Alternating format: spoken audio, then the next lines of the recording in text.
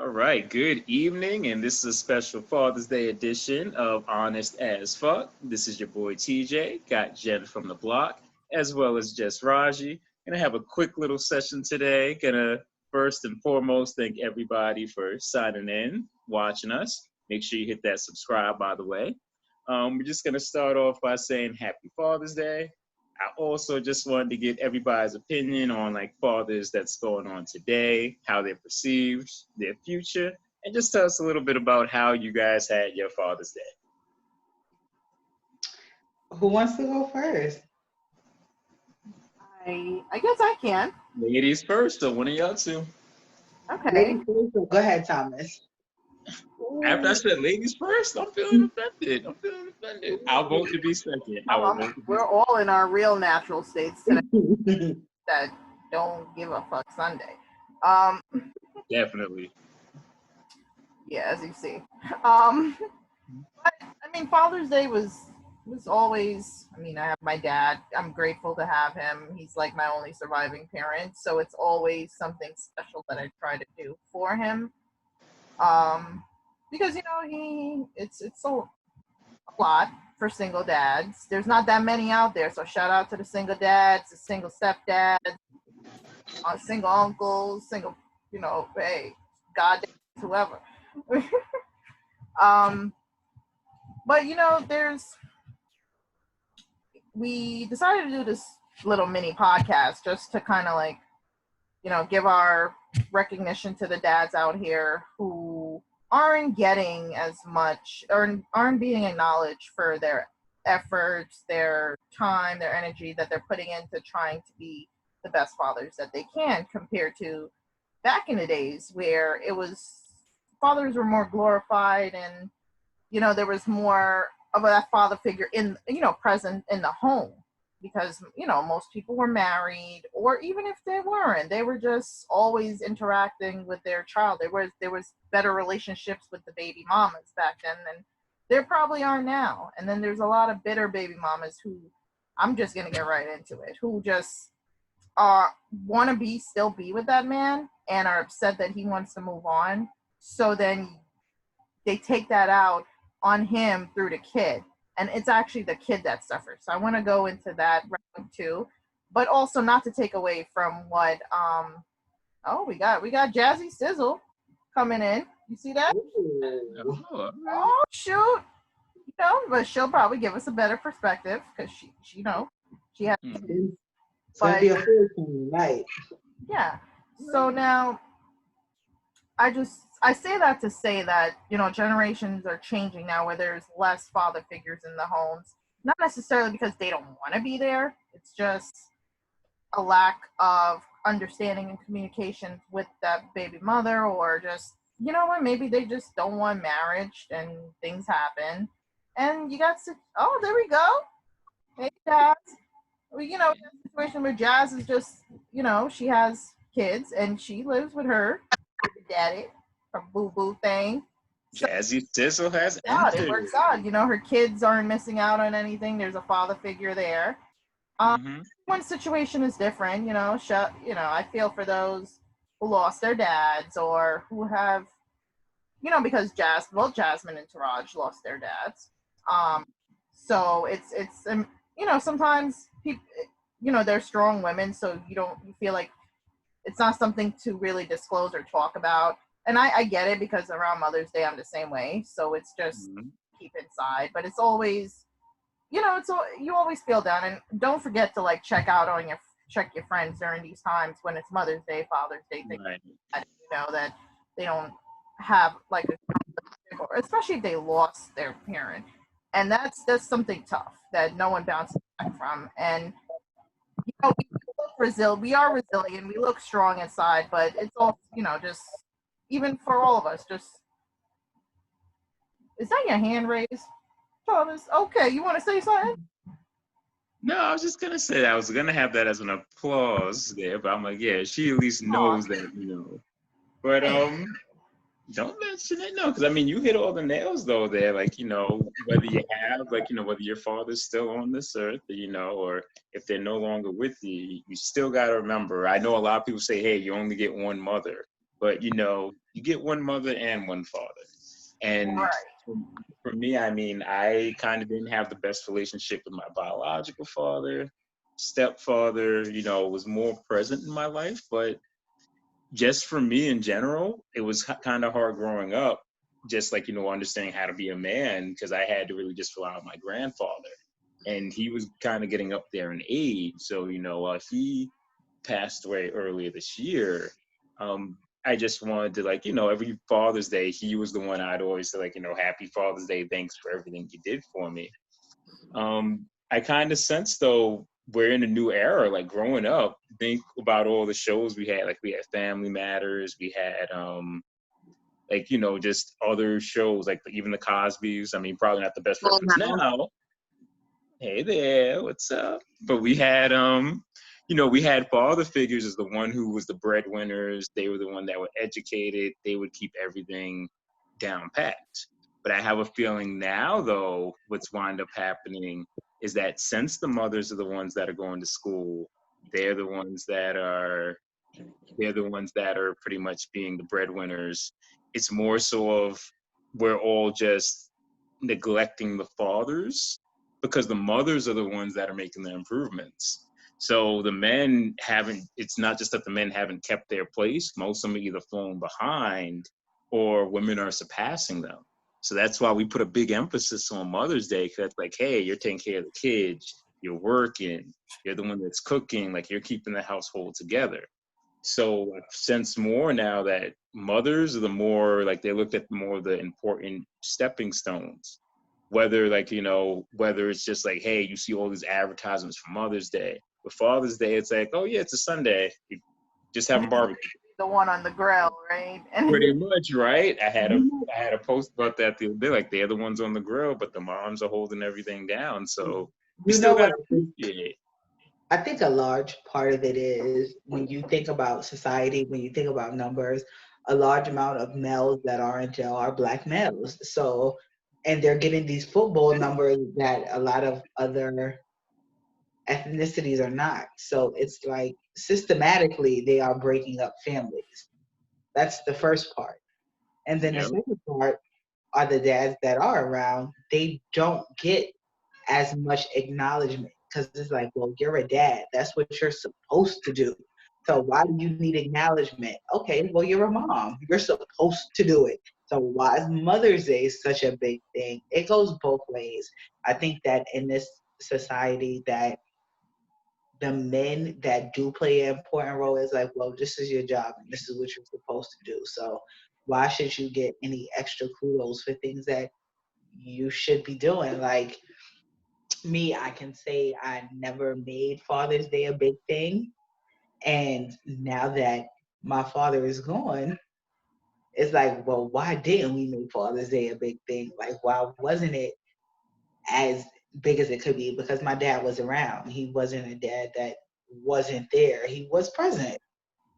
So why shouldn't we give them their flowers while they're alive? There you go. that's it. That's I think that's what it is with me because I mean I only had a few Mother's Days with my mom. So now I've been with my dad for so long and he's getting older, you know, and we all can go at any time, any one of us, but just I try to make it a big thing for him because I don't want to look back at it and it's like, you know, he's my only surviving parent. So God forbid when he goes, it's like I don't want to have any regrets. Like I didn't do this for him, I didn't do that, I didn't spend more time, I didn't celebrate him. And I it goes both ways, you know, like you said. So it's like those still who have their mothers take advantage of that because I don't have that advantage. And I wish I did. It's not that it was my choice, it's just life. So I see exactly what you're saying, Right. So what about for you, Jazzy? So I don't know. Before I came home, I quickly visited my stepfather and made sure I said Happy Father's Day and spent time with him. But like, don't get it twisted. Like, growing up with him wasn't easy. He was very verbally abusive. He was very abusive, just in general. especially towards my mother. But based on some of the things that I went through growing up made me who I am today, and I kind of try to look past it and do the right thing. I will say that society will focus on what my father has done negatively more than what he's done positively. So yeah, he was like, he was a difficult person to live with growing up, but there was positive moments. And I guess there's peace in there's peace in chaos, I guess. That peace and chaos. Yeah. So I think acknowledging fathers is very important, regardless if you have a good father, a bad father, a person who's there, a person who's not there, because it makes you who you are today. Well said. Well said. Now, a question for the ladies now, because I know deep down inside, anybody will tell you I'm a mama's boy, like 100% full and full, I'm a mama's boy. But in general now, and we could go one at a time. I'll go last. But how do you guys think fathers affect daughters? How do you think they affect their sons? And I guess the last thing would be is, do you feel that with fathers not being present going forward, do you think that's something, not to say like positive or negative, or like how do you think that's going to affect just the future with the way society is now, with less fathers being in the household?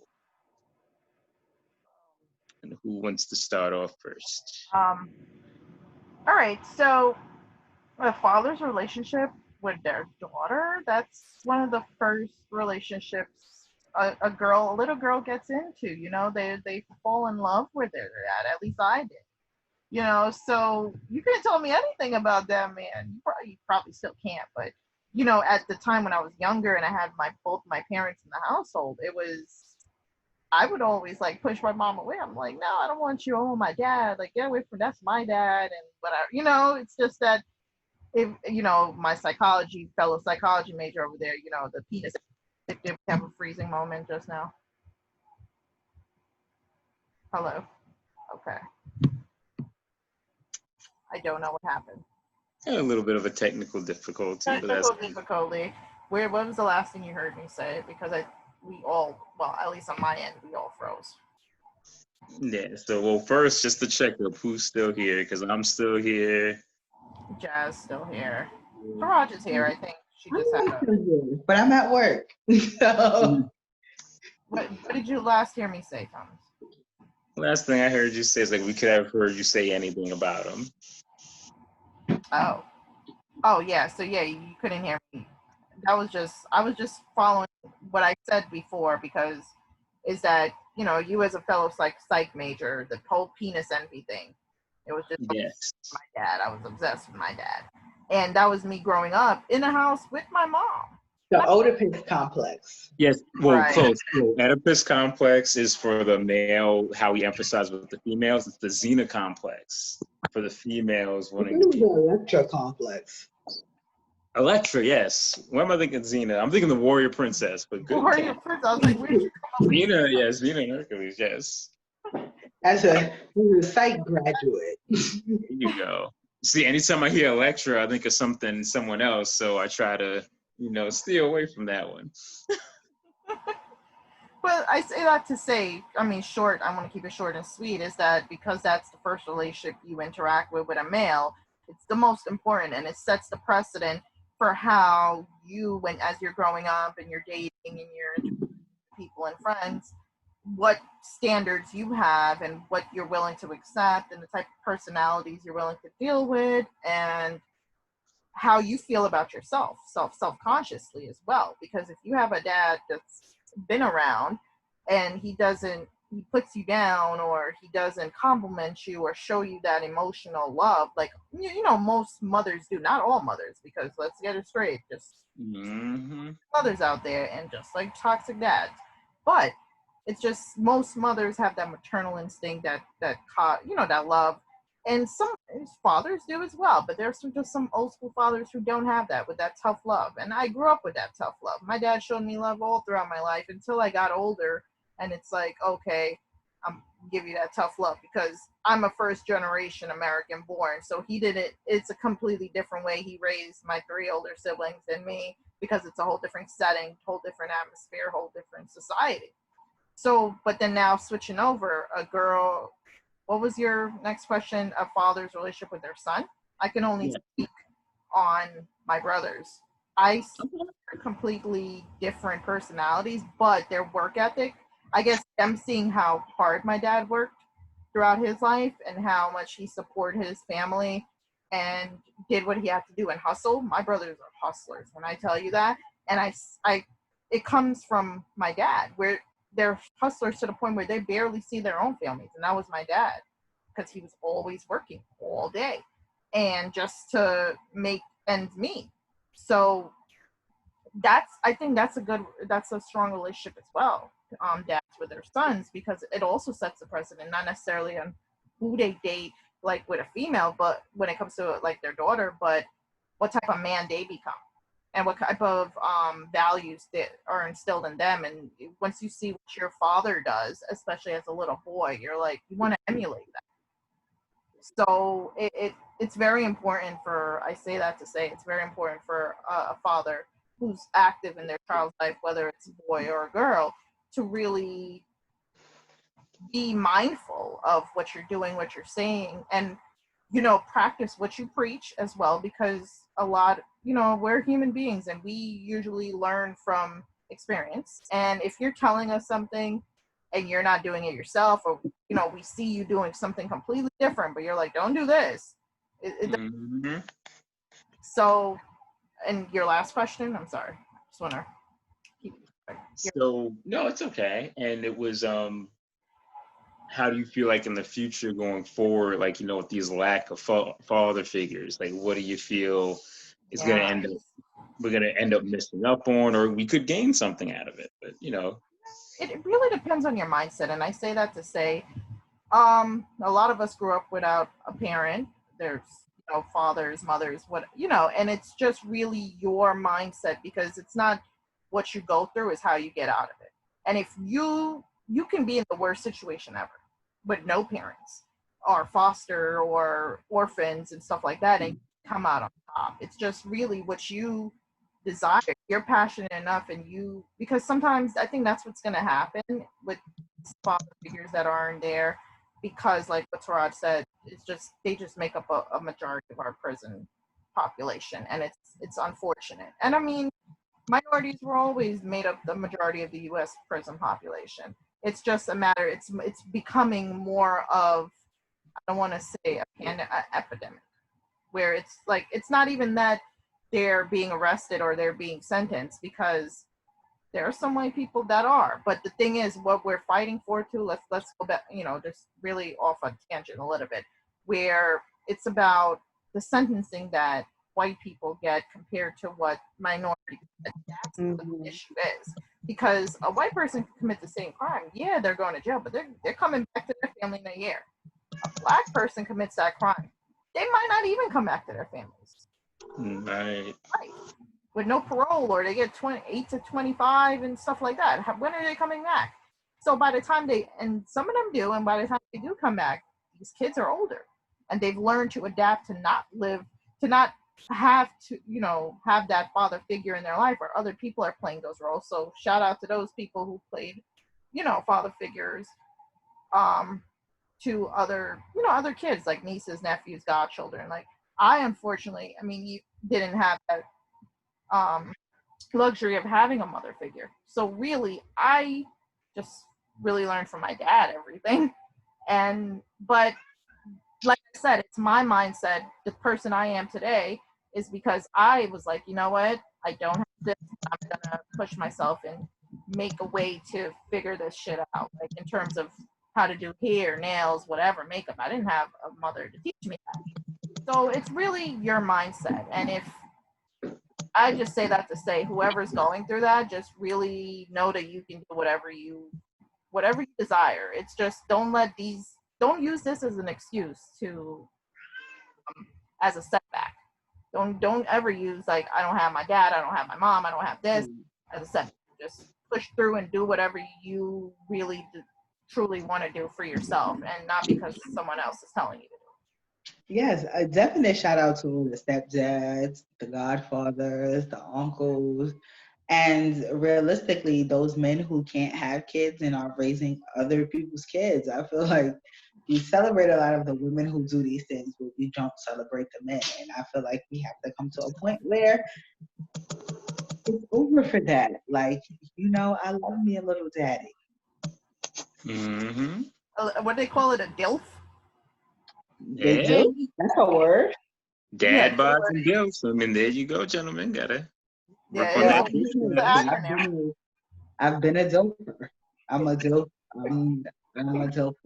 I tell you what, though, hey, dads that know how to deal with kids, I mean, that means they got some patience. So there's some good priorities. I feel like it takes a different level of commitment to raise kids that are not yours. Like when they're yours, it's like, okay, I'm supposed to do this. When they're not yours, it's like, nah, I don't have to do this. But definitely those who do stand up in the pain, even when they're not still like I've seen step parents that are more committed than real parents. Like even after the breakup, the step parents are still there. So that just I can't say it amazes me, but definitely kudos for them and kudos for the real fathers who are out here doing it on their own, like Jen's dad. Like, that's not really something that's shown a lot in the media. But those are a lot of cases. Think about it. The only case I've ever heard of that was Chucky's dad from the Rugrats. Yeah. Yeah, that's true. Because What and Goofy from Disney. Well, believe it or not, Disney characters. I'm glad you brought that up. Disney characters. I don't know if you guys ever heard the story of Walt Disney, but it's kind of sad. He always wanted to make sure his mom had a house. Like that was his goal. He's like, I'm gonna make enough money. I'm gonna have a house for you guys. So he became rich, got a house for his mom, but there was a propane leak, and so his mom passed away. So his own success that he wanted to do ended up being what killed her. So that's why in every Disney movie, there's always a parental figure missing of some sort. Like in The Lion King, the father passed away. In a Goofy movie, there was no mother. There's always like that missed parent in every childhood. In whatchamacallit, in Toy Story, I don't think you ever saw the dad. It was always just the mom. That's the little side thing, just gotta RIP for Walt Disney. Can I just say something? I also want to shout out to all of the adoptive parents. There's a Yeah. lot of adoptive dads. Like the process just to adopt a child is very, very hard. I was looking at a documentary and they have to fill out paperwork, they have to get interviewed, they have to get interviewed by the child's mother, right? They put like a file together and they have to get selected. And the waiting process is crazy. And they have no control on what type of child they're gonna get. And all I know is that they do have a control of what age they want, like if they want a newborn, if they want a 1-year-old, are they willing to accept a teenager? So like I know that part is it can range, but if the child has disabilities, if the child is challenging, the child one of the questions on the questionnaire is, are you willing to adopt a child whose mother was addicted to cocaine during the pregnancy? That's actually a question. So shout out to all the adoptive parents out there, because it's their day too. yeah, of course. And I feel like I say that to say with the media, only because mothers are so, I mean, don't get me wrong, mothers are very resilient, but they're like we're saying, there are so many different dads of varieties, like figures that aren't being acknowledged.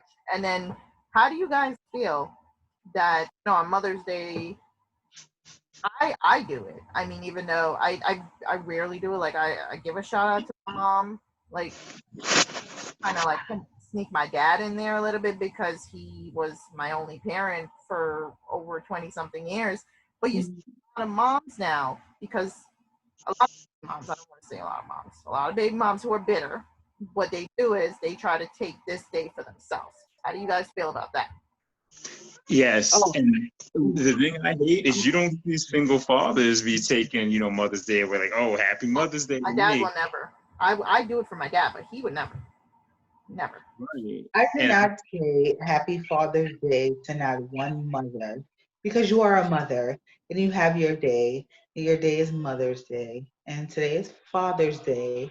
Whether your baby daddy is there or not, it's a day for the fathers. Stop belittling the black men because you only see this in the minority community where they're not giving the props to men. Well, he ain't there. So you don't see this in other communities. Father's Day is Father's Day. If your father wasn't around, or if whoever wasn't around, you don't see these rants. It's like, okay, we have enough going on with our black men. Let them enjoy something. Why must we belittle them on a day that they should be congratulated on? If your baby daddy's not doing what he's supposed to do, okay, put that to the side because there's a lot of men out there who are.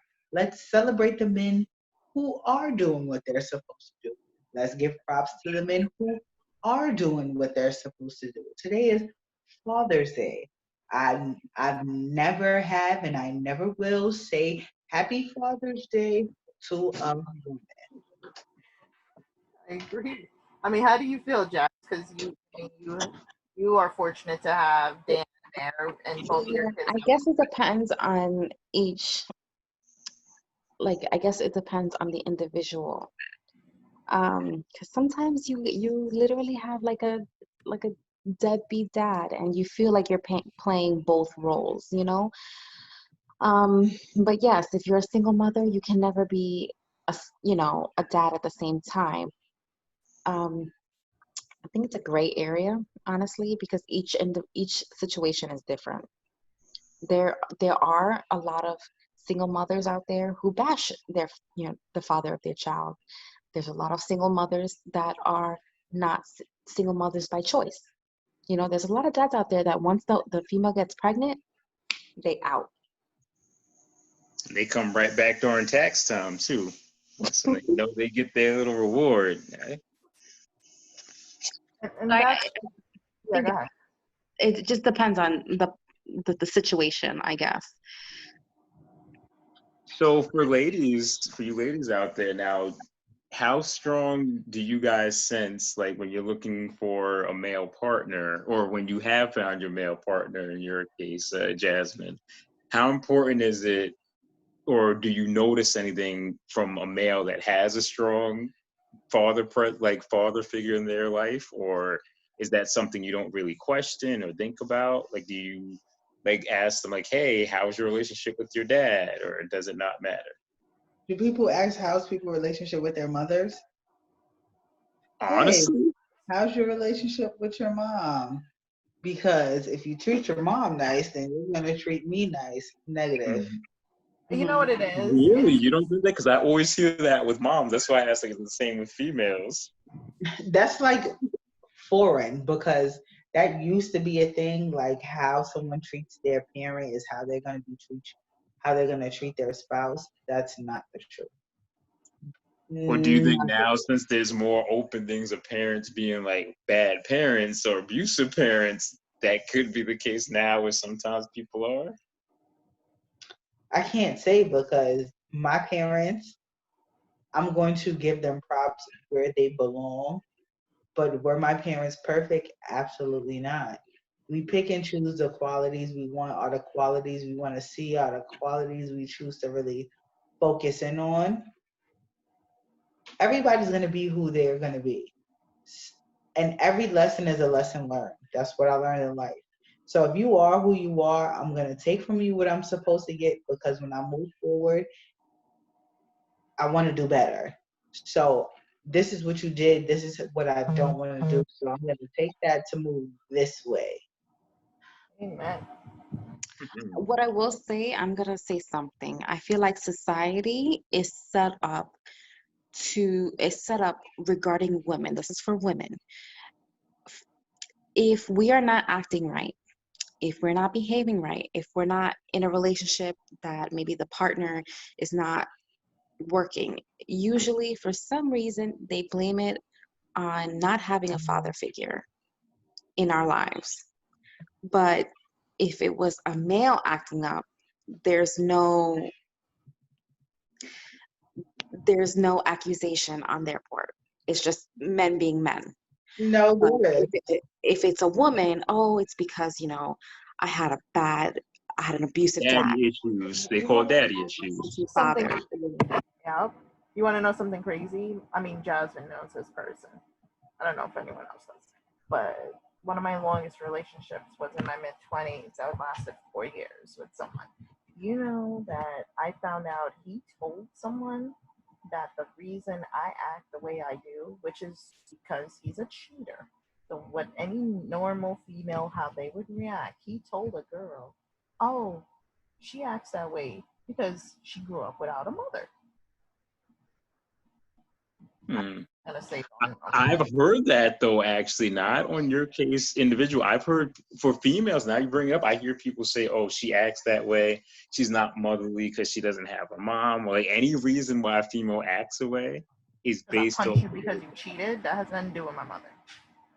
I Right. feel like people just have to have an excuse for something.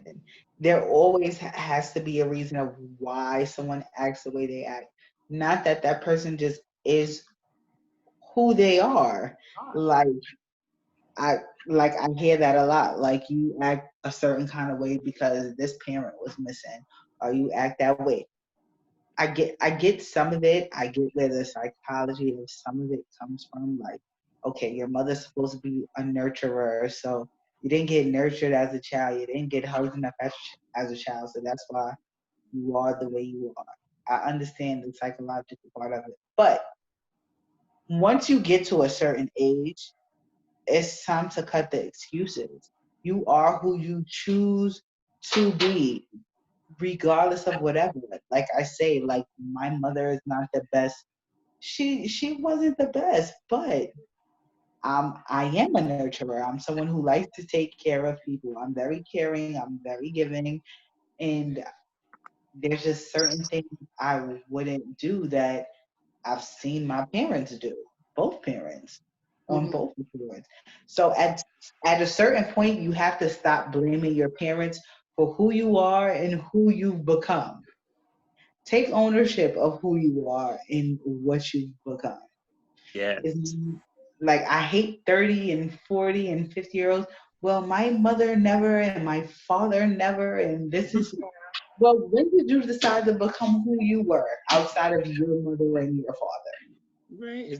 When did You're you right. make It's the nature versus nurture when you're younger, but once society hits you, you choosing who you are. If you want to it? act a certain way, more power, but you can't be blaming everybody every day of your life because that gets old real fast. Yeah. Mhm. And I've always said this, and I've always said this. I feel like in our society, just because the way we're set up, where we've been conditioned to be raised without fathers and strong male figures, I think that a deadbeat mother is way worse than an absent father any day. Oh, absolutely. And and this is why I say that, right? Because in our society, we've come to a point where it's like kind of assumed that the dad is not there. So if the dad is there, or if the dad is not there, it's kind of a sway, is in limbo. Like, oh well, like he is, he's not, he's not. My life is not really gonna be any different. But the mother is the assumed parent, the one that is supposed to be there. If she's not doing her due diligence and her due job, and she's a deadbeat, that affects the child way different. It's Mhm. like one of those assumed things over the things. It's like an assumed nature. Like if your father's not there, it's like, oh well, I mean nobody else got their father. Like my life ain't really no different. But when it's your mother, that's a way different That's because we were in our mother, we're conditioned, like we were developed in our mother's belly. You know, a child and an adult can recognize their mother's voice. Like they can be an adult right now, haven't seen their mother in 20 years, 30 years, and just hear her voice and it can be recognized. Oh yeah, I mean obviously I can't hear my mother's voice, but I know it. I know it just like that, and it's been over 20 years. I guess it's because, like you said, we all of us have been in our mothers, grew in our mothers, developed them, adapted to that. We were lived in her stomach for 9 months, so it's connection. Like I said, it's way deeper connection than the connection with a dad. But I'm not to ever belittle the dad's role, because that's just as important. Because without the dad, there would be no kid. So, I mean, what do you have to like? What's your take on this, Thomas? Like in terms of father figures and males and your experience? I mean, see, for me, I was always closer to my mom, and I have three sisters. So for me, it was always oh, you're not as aggressive because you haven't had as many males in your life, or like, oh, the reason why you understand more, you relate more, is because you have more females in your life. So for me, I do notice that, like when I'm around like more guys or like, just people that like more closer to their fathers, they may be a little bit more into sports. They may be a little bit more like, aggressive, more physical. But I wouldn't say like that was because of like, lack of like real father support or, just being closer to moms. I think that's more what Taraj was saying, where it's just more of like just me growing up. It's like, man, I've seen a lot of crazy shit. So, you kind of grow from it, you learn from it, and you try to always just relate. So while I haven't had like, both parents involved, I was kind of raised with like, my mom and then my grandmother and grandfather. So my mom was the one always being a teacher. She would come home, like, she'd cook for us. Our grandparents, when they were there, they pretty much just was there to babysit if she couldn't be there for us. But, it pretty much was just not really too much strong male support. But I've learned just, I came out pretty fine the way I was. Hopefully for the future, less males are going to jail, especially less black Spanish males. Also, But, I feel though now it's a strong generation. Like I have a lot of faith in our females. So, I'm hoping that, females picking better partners, making better decisions, for males. So that way, hopefully, when they're growing up, it's a little bit more of a stronger household. Because we need more of that, family structure. You don't really see that anymore. That's why, like, a lot of kids, they're not used to seeing a family structure. Like, we don't have, like, with us growing up, I'll say it again, too.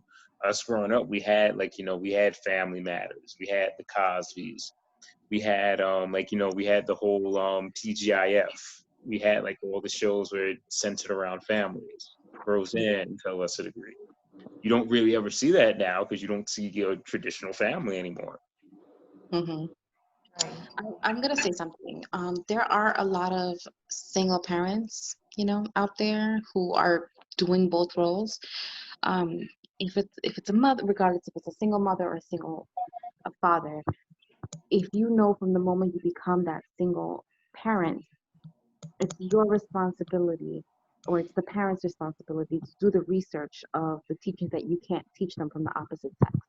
So if you're a single mother and you're raising a young man, it's the mother's responsibility. If she knows she's a single mother and that father is not present, it's her responsibility to teach her son what her baby father is supposed to do. It's her responsibility to teach absolutely. Like I mean, father what the dad would have taught him. yeah. Did you have that experience, Thomas? What Jasmine said, like, did your mom kind of like take on the role of teaching you certain things that your dad should have done?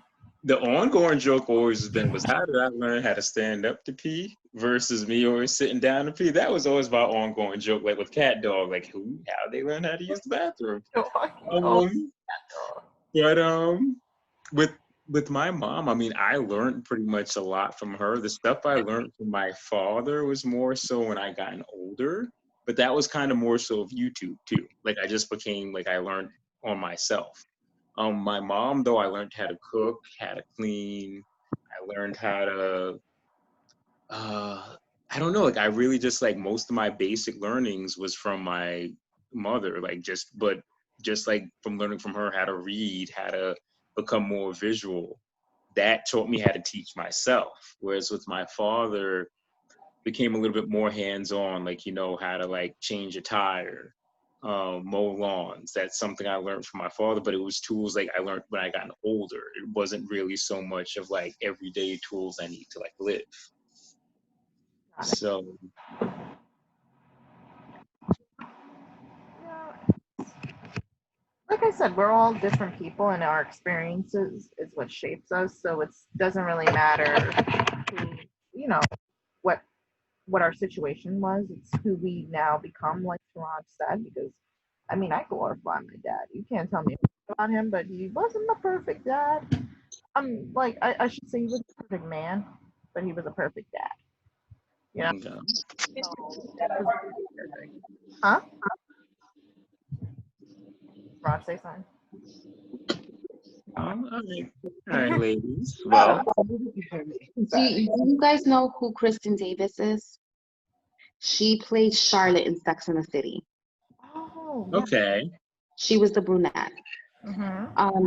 So she was really focused on her career for most of her career, and she was single most of the time. And she woke up one day, 38 years old, wanting to have a child, but she didn't have, a partner. So she went ahead and adopted. She adopted two children. And in the interview on the Red Table Talk, she expressed that um, when you adopt, the mother chooses you. You don't choose the child. So she ended up adopting two African American boy and a girl. And I guess the point of my rant here is that she does constant research to make sure that, because she's a single mother, right? She's in a single adoptive white mother to two African American children. So she does her research to incorporate the African American culture to make sure that they are part of the community. She does her research to make sure that she teaches them what a father would do. And that's pretty inspiring, if you ask me.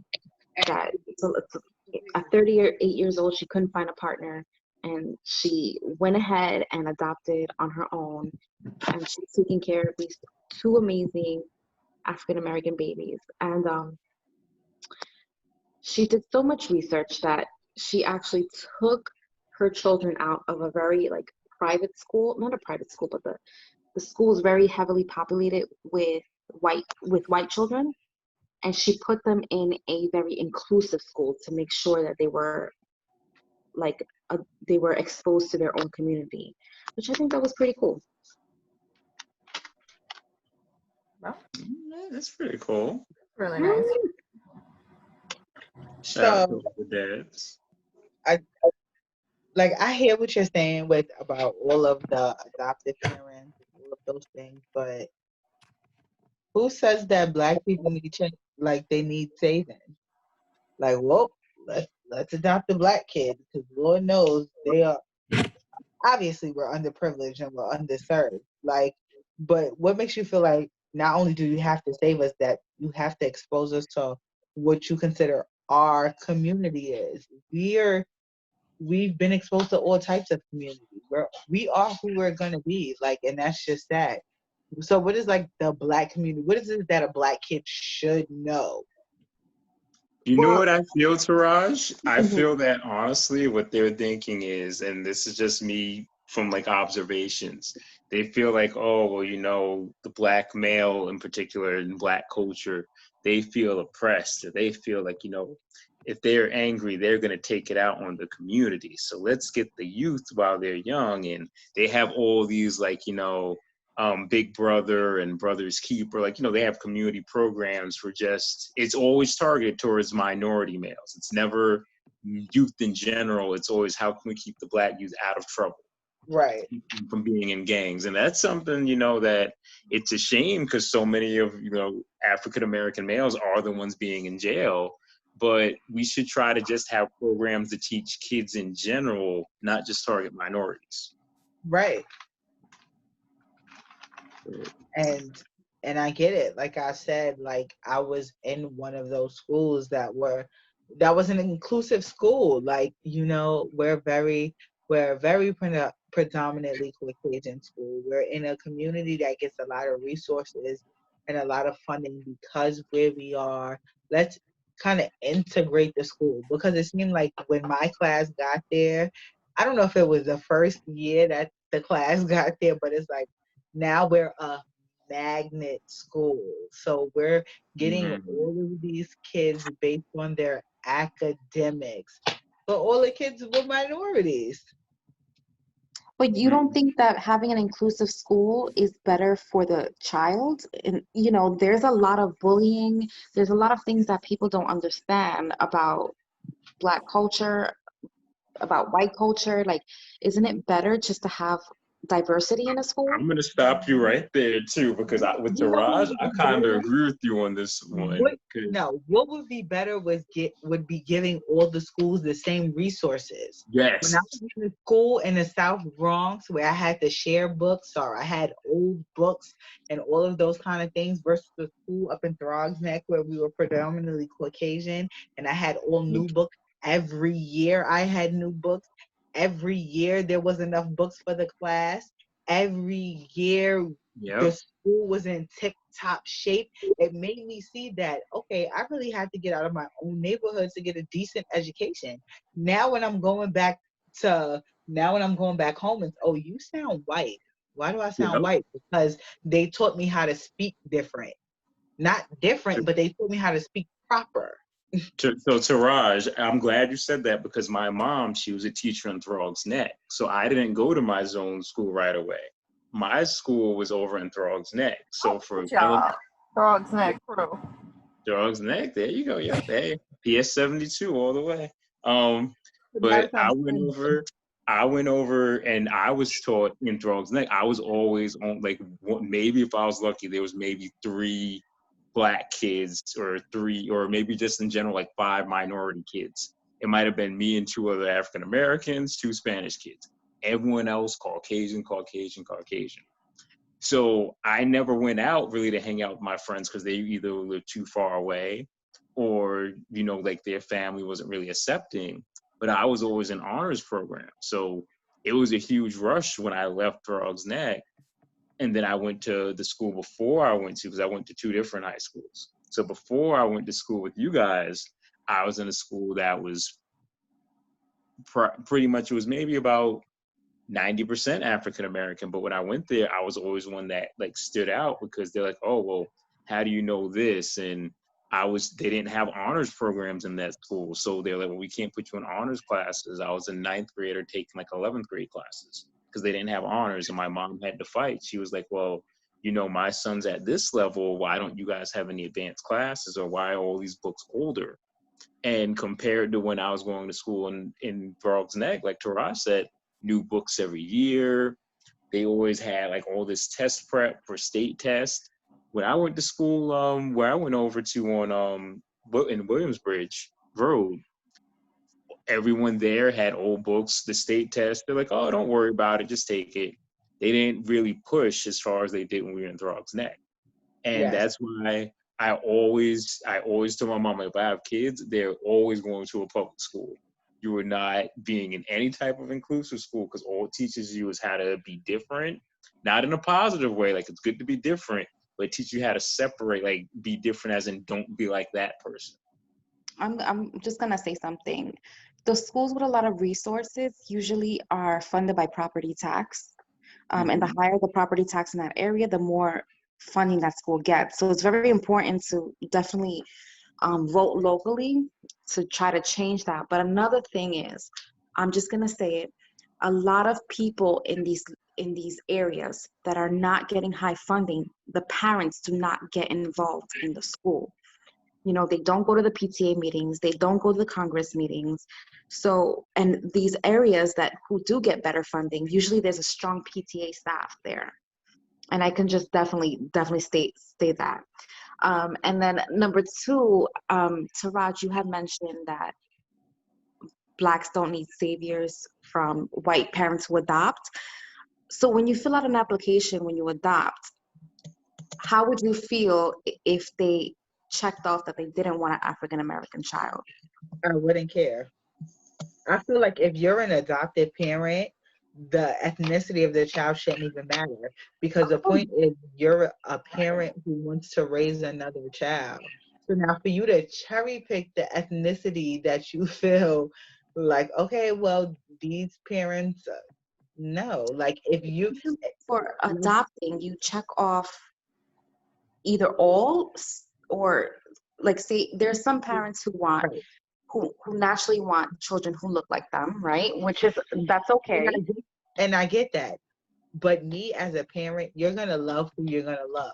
So if I'm saying I want to take this child in and I'm going to love this child as my own, whether the child is blue, black, purple, or whatever, the point is you're supposed to give a certain level of care. So now what happens if you get a child that's not in your criteria? It's gonna go to another adoption place. It's gonna cherry pick.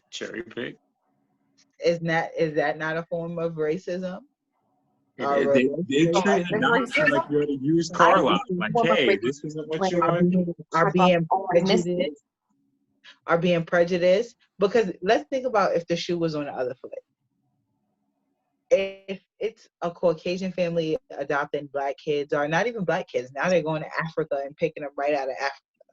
So imagine if it's the other foot. If it's a black family and they're picking Caucasian kids, would the status quo be the same? Would it be like, okay, like, yeah, like it's not gonna be viewed the same?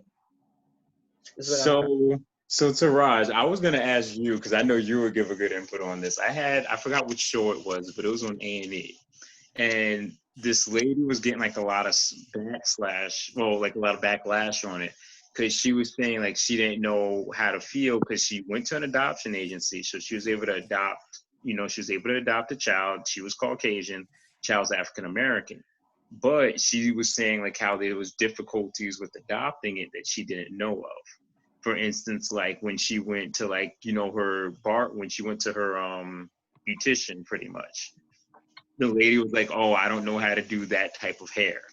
Like, she didn't know how to do African hair, so she was like, "Man, I got to go so far out of town to find someone that could do her hair." Because she lived in a predominantly white neighborhood, so she just was happy she got a child, but she was like, it was finding it difficult to like raise the child, just like in an all white neighborhood. So she was like, she doesn't know what to do because she loved the daughter. Like, she loved the adopted child that she had, but she just felt like, oh, people are looking at me differently. They're not being receptive. And let me also clarify my statement. I say what I say, not to say like I think that black people should adopt black kids, or Caucasian families should adopt Caucasians. What I'm saying is, if you're going to adopt, you adopt out of love. You don't adopt out of, okay, well, let me pick this kid or let me pick that kid. I get it. You have more options when you adopt. Like, you can choose whether you want a male child or a female child, whether you want a younger child or an older child. I think that should really be as far as the picking should go.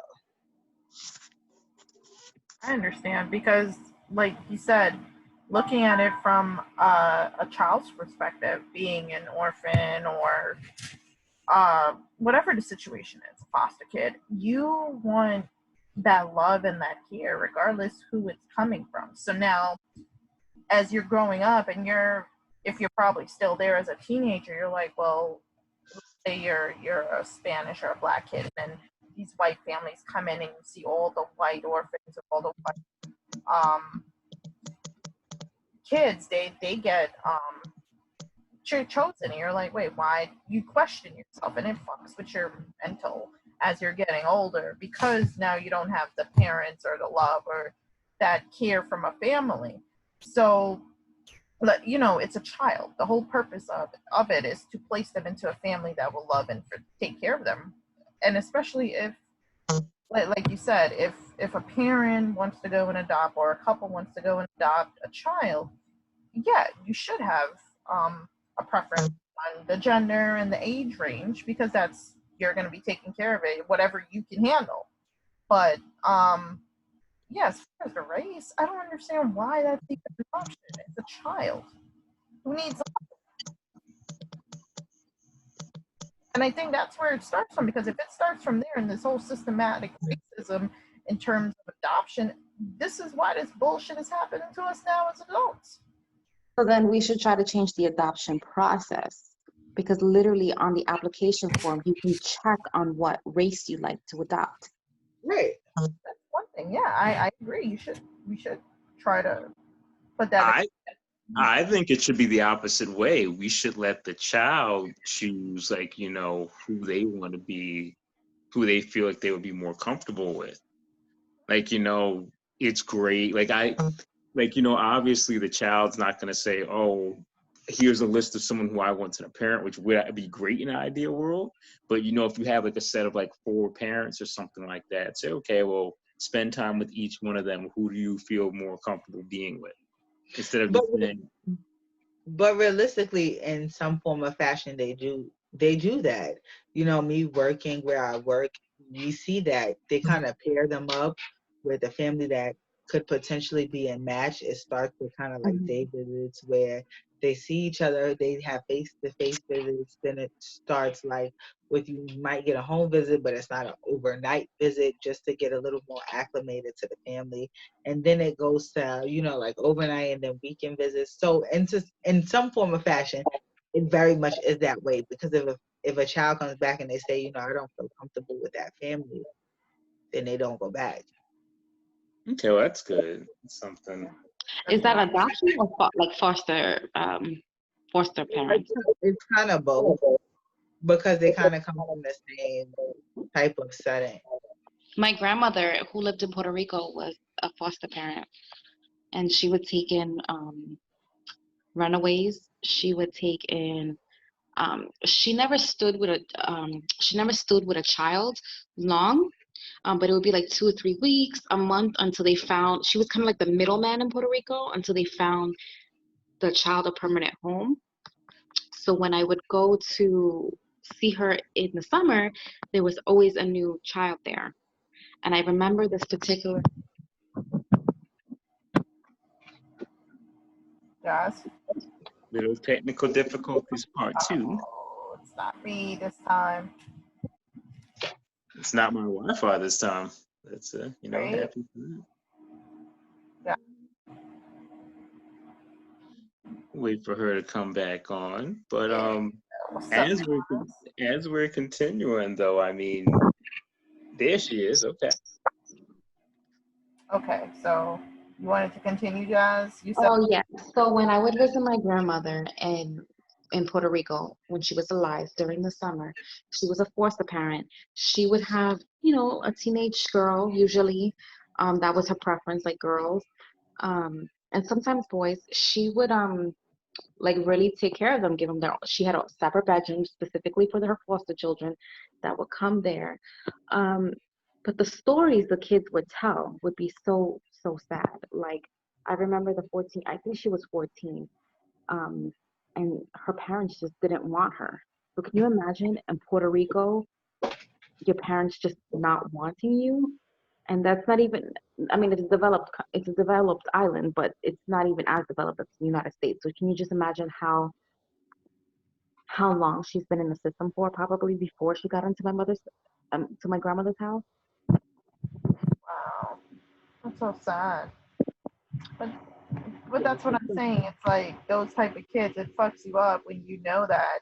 So imagine not being chosen, not only because your parents didn't want you, but now because you're a different race.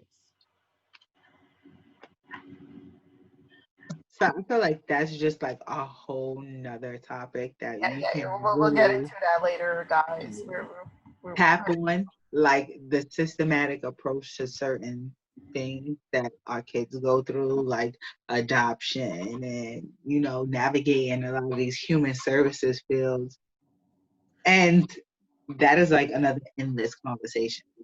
I mean, hey, maybe our 4th of July topic, could be a little outside the box, Maybe Our gotta 4th of stay July, tuned in for that We one. won't celebrate 4th of July no more now. we, But you the guys, white man's Independence Day. Yo, can I just tell y'all, did you see how empty that stadium was for Donald Trump? I sure did. I sure did. Yes. guys, so I mean, we hit off Father's Day week. Actually, we ended Father's Day weekend very well. 12 We did. Yeah, it's a little past Father's Day, so it's the day after Father's Day now. So Father's Day. well, I'm glad this little, I'm glad we had this little off the cuff discussion here. Like, for a last minute thing, we all did pretty well here representing the dads, out there. So once again, Shout out to all the pops. shout out to all the dads out there. So All the daddies. The daddies. All The the zaddies out zaddies. there. There you go. The zaddies. The All the zaddies. zaddies out After the there. zaddies and the uncles and the ones and the dilfs and the Deals with the dad bods. All right. I still got 5 more years. I'll be joining that collective group there. Give me 5 years. and the foster dads and the 5 stepdads years and about and 50 more the pounds people. coming soon. Yeah, the goal is to be a husband too, Thomas. Well, yeah, Yeah. we'll talk about that later on. That's for another. All right, To all guys. the Well, men out there That who homie. have kids and are raising other people's kids, and all the adoptive dads and all the single dads and all the I guess that there'll be dads, and hope that there'll be better dads this year. mhm, So all these dads, like, congratulations. yes. You made it. You made it to see another Father's Day, and to the first time dads. Mhm. And the dads to be. My favorite cousin. This is his first year as a dad. You better get it in while you can. Get it in while you It's can coming from somebody with some kids. Yeah, y'all know. before you have to like whip out your planner. Acrimony he'll be Congratulations. whipping out to get that. I mean, oh well. Before we head on over, guys, gonna have everybody say their last goodbye messages for the day. So this is your boy TJ.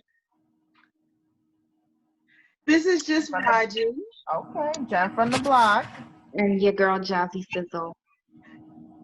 Thank you, guys. And happy Father's Day. Like, subscribe, comment. Yes, follow us on Twitter, Facebook, Instagram, all of those other great things. YouTube, everything. Make sure you Let me guys know. share it because sharing is caring. Just make sure you wrap it up though, because you just want to share the subscribers, nothing else. We don't want any Yeah, STIs, if you wrap COVID, it up- you know, if COVID you free wrap it zone up, right you here. can't be a dad, and you won't be Mhm. invited to our next Father's Day event. Hey, as long as it's before February, tax time coming up. All right, guys, take care. Bye.